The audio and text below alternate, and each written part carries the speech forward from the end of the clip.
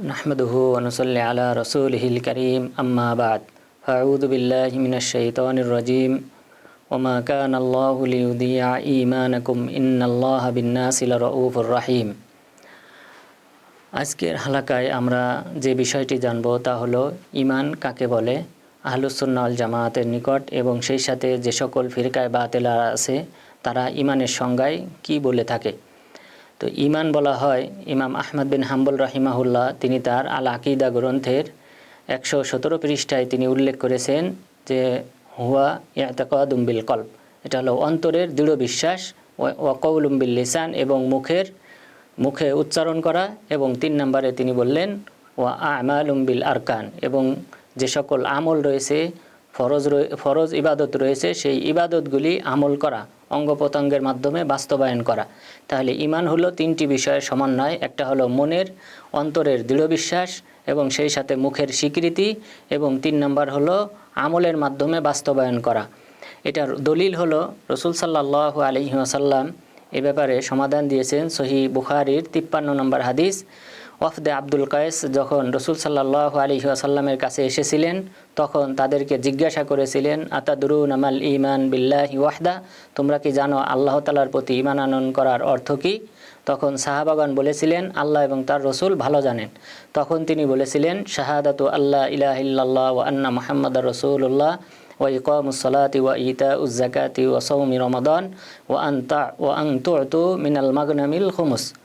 যে ঈমান হলো যে তোমরা প্রথমে সাক্ষ্য প্রদান করবে যে আল্লাহ ব্যতীত সত্য কোনো মাবুদ নেই, আর রসুল সাল্লাল্লাহু আলাইহি ওয়াসাল্লাম হলেন আল্লাহ তাআলার প্রেরিত দূত এবং তার বান্দা, এবং সেই সাথে তোমরা সালাত আদায় করবে, জাকাত প্রদান করবে এবং রমজান মাসে সিয়াম পালন করবে, এবং তোমরা যুদ্ধের ময়দানে যে সকল গনিমতের মাল প্রাপ্ত হবে তার 5 ভাগের 1 ভাগ বাইতুল মাল তথা রাষ্ট্রীয় কোষাগারে জমা দিবে।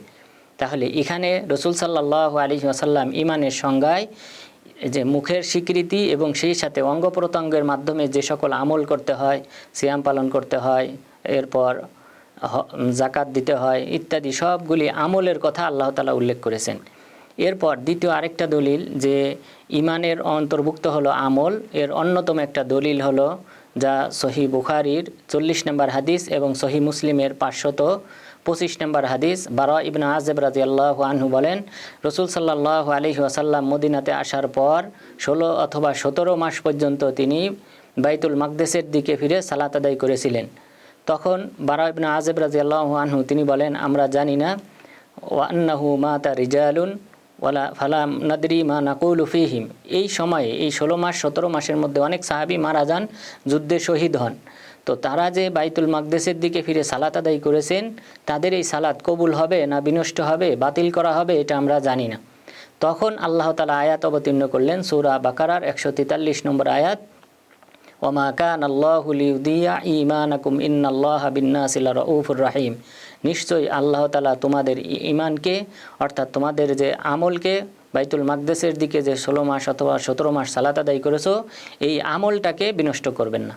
তাহলে আল্লাহ তাআলা এই আমলকে সালাতটাকে ঈমান হিসেবে উল্লেখ করেছেন।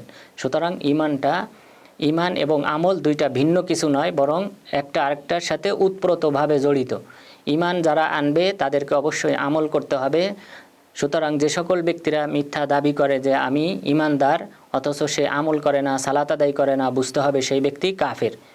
আর ঈমানের সংজ্ঞায় যে সকল ফিরকায় বাতিলা ভ্রান্ত মতামত পোষণ করেছেন তার মধ্যে মোট 4টি ফিরকা এই ব্যাপারে ভিন্ন মতাদর্শ পোষণ করেছেন। তার মধ্যে প্রথমটি হলো জাহমিয়া, জাহাম বিন সফওয়ানের অনুসারী। তারা বলেছে ওয়াল মারিফা, ঈমান বলা হয় শুধুমাত্র আল্লাহ তাআলাকে জানা, যে আল্লাহ তাআলা নামে একজন আছেন এই কথা জানলেই সে ব্যক্তি মুমিন।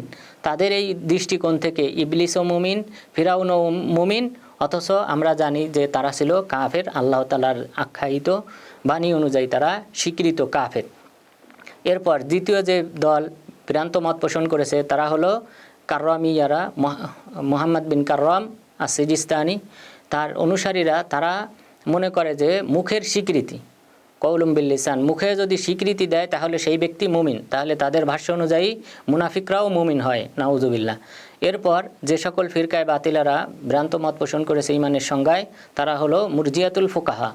ফকি যে সকল মুরজিয়া রয়েছে তাদের মধ্যে ইমাম আবু হানিফা রাহিমাহুল্লাহ তারা বলেছেন যে ঈমানটা হলো ওয়াত তাসদীক বিল কলব ওয়া কওলুম বিল লিসান, যে মুখে স্বীকৃতি দেওয়া এবং অন্তরের বিশ্বাসের নাম হলো ঈমান। এখানে আমলটা গ্রহণযোগ্য নয় বা ঈমানের অন্তর্ভুক্ত নয়, কিন্তু এটাও ভ্রান্ত মতামত। এরপর চতুর্থ যে ফিরকা তারা ভ্রান্ত মত পোষণ করেছে তারা হলো তিনটি দল, কুল্লাবিয়া এবং সেই সাথে আশায়েরা এবং মাতুরিদিয়া। তারাও ঈমানের সংজ্ঞায় তারা বলেছে যে হুয়াত তাসদীক, শুধুমাত্র অন্তরের বিশ্বাসকেই ঈমান বলা হয়। কিন্তু আমরা হাদিসের এবং কোরআনের ভাষা অনুযায়ী যদি আমরা লক্ষ্য করি তাহলে আমরা জানি যে ঈমান বলা হয় মুখের স্বীকৃতি, অন্তরের দৃঢ় বিশ্বাস এবং আমলের নাম। সুতরাং আল্লাহ তাআলা যেন আমাদেরকে এই তিন পদ্ধতি অবলম্বন করে ঈমানের উপর অটল থাকার তৌফিক দান করেন। আমিন।